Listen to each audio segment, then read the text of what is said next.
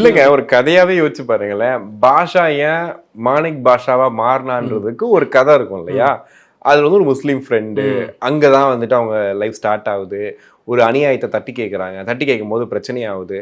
அதுல அந்த transformation scene ஒண்ணு இருக்கும்ல. அதுல வந்துட்டு இவரு கோட் ஷூட் போட்டாரு.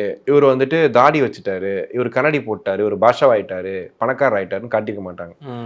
அந்த ஒரு முன்னாடி ஒரு ஃபைட் சீன் வச்சிருப்பாங்க. ஓட விட்டு தொரத்தி தொரத்தி அவரை வெட்டுவாங்க.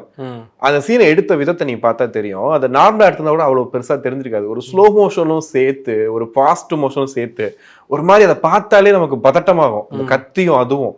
அப்படி கையில தூக்கி போட்டு வெட்டுவாரு பாருங்க. பட்டா பட்டா ஐயோ. அப்பதான் வந்து நமக்கு தெரியும் ரத்த வெறினா இதாண்டா அப்படின்னு சொல்லிட்டு அதுக்கப்புறம் போறாரு. போய் வந்து ஃப்ரெண்டை வந்து புதைக்கிறாங்க, இது பண்றாங்க. அப்புறம் மாணிக் பாஷா மாறுறாரு.